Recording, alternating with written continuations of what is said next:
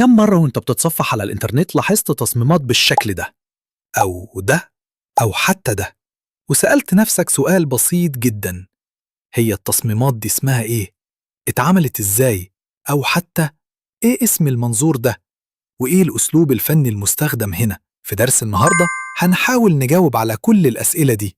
هنفهم مع بعض اسم الأسلوب وطرق التنفيذ، وكمان إزاي ممكن نستخدمه في شغلنا بشكل احترافي. ومش بس كده، هننفذ مع بعض تصميم كامل بنفس الأسلوب خطوة بخطوة.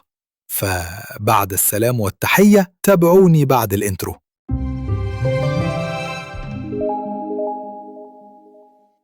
بنفتح مقاس جديد على الفوتوشوب 1000 في 1000 بكسل، ريزوليوشن 72، ونظام الألوان RGB. بعد كده بنروح على قائمة فيو ونختار جايدز، وبعدين نيو جايد. بنخلي حدود الجايد نص سنتيمتر علشان يبقى فيه توازن حلو للتصميم. بنجيب صورة الفصل الدراسي اللي هنستخدمها كأرضية للتصميم،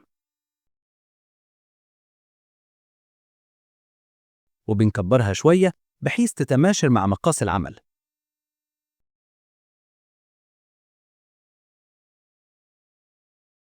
وبعدين بنضغط كنترول M علشان نظبط ألوان الصورة ونفتحها أو نغمقها شوية حسب اللي محتاجينه.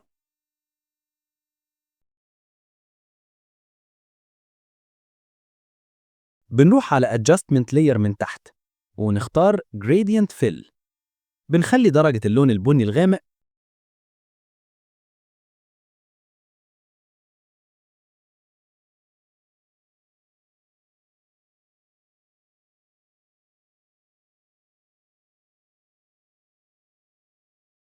وبنكرر الخطوة بس بنعكس الزاوية -90 ونخليها باللون الأزرق الغامق.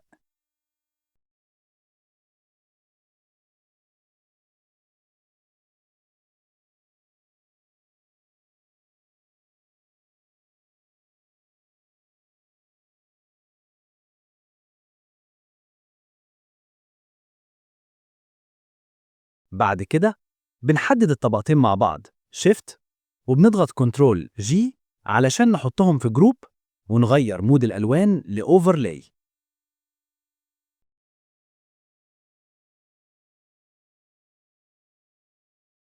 نضيف شوية عمق من فلتر بلور جاليري، نختار فيلد بلور،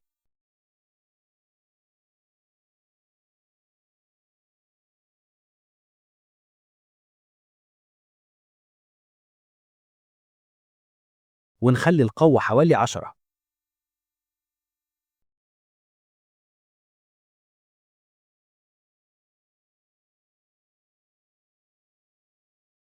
نضيف الطالب العنصر الأساسي. بنجيب صورة الطالب ونظبطها على الأرضية بالحجم اللي يدي إحساس منظور بوب أب قوي.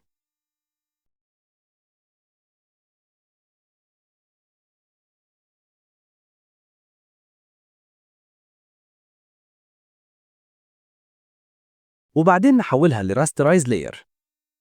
بنحدد الصورة كنترول بلس لاير، وبنختار ريكتانجولار ماركي تول، وبنعمل فيذر بدرجة 2.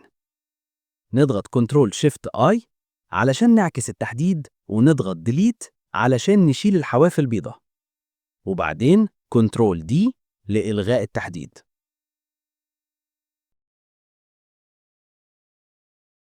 نظبط الصورة شوية، كنترول M لتعديل الألوان،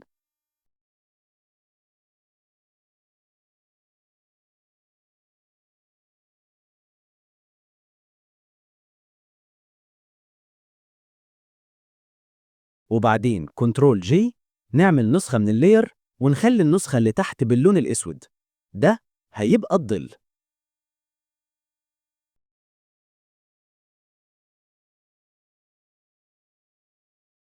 نعمل الظل كنترول T ونسحب اللاير مع ضغط كنترول علشان نعمل منظور واقعي.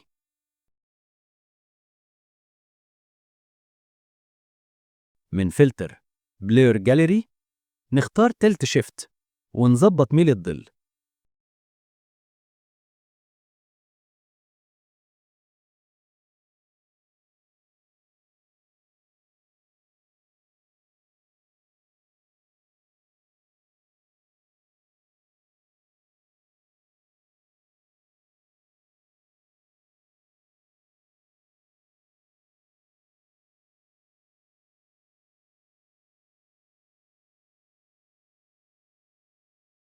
نخلي مود الألوان مالتيبلاي. نضيف لمسة سينمائية. من Adjustment Layer نختار Gradient Fill باللون الأسود.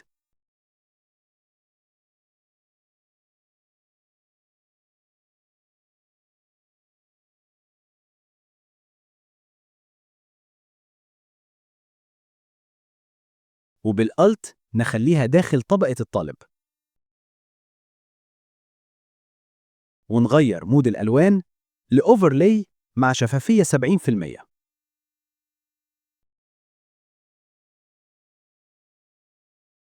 نضيف الإضاءة. نعمل طبقة جديدة ونختار فرشة ناعمة صغيرة.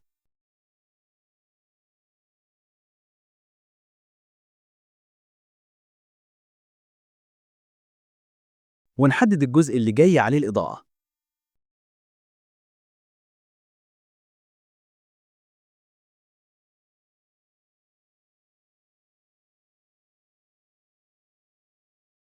نغير مود الألوان لأوفرلاي.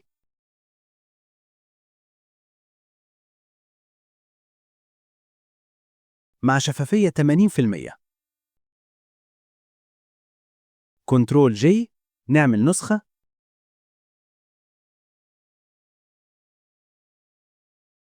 ونزود البلور ونخلي الشفافية 60% علشان الإضاءة تنتشر بشكل جميل.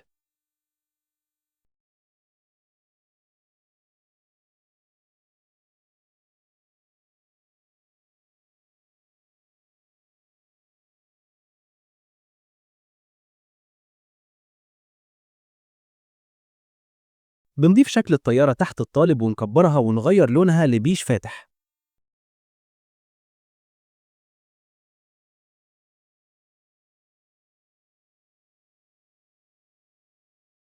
وبنكتب من فوق القمة تبدأ من هنا.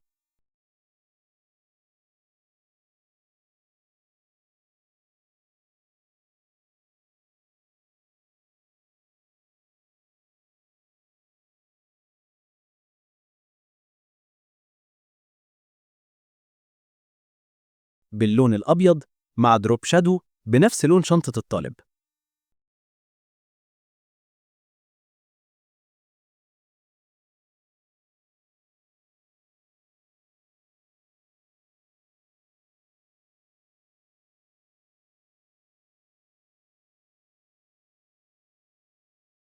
ونعمل ميل خفيف -3 درجات علشان التصميم يبقى ديناميكي.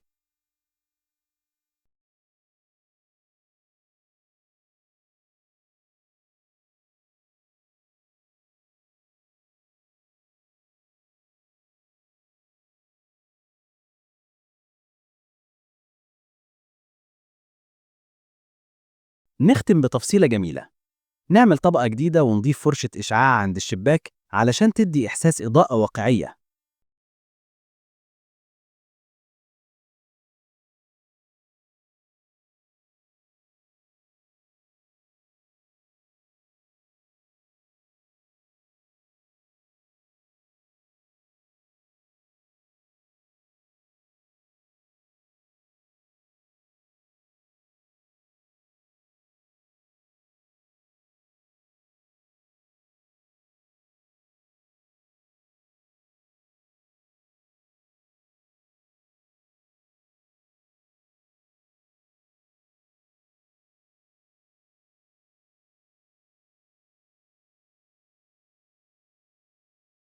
نعمل بلور خفيف.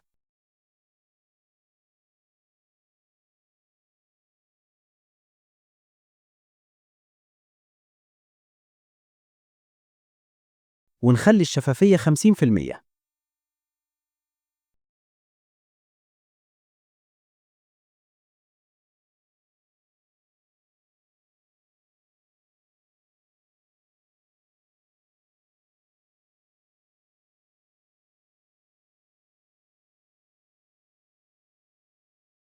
وبكده نكون وصلنا للشكل المناسب للبوب أب برسبكتيف. أتمنى تكونوا استفدتوا من درس النهاردة. ولو عجبكم الفيديو ما تنسوش دعمكم الجميل علشان نقدر نكمل. أخوكم أبو حمزة. والسلام عليكم ورحمة الله وبركاته.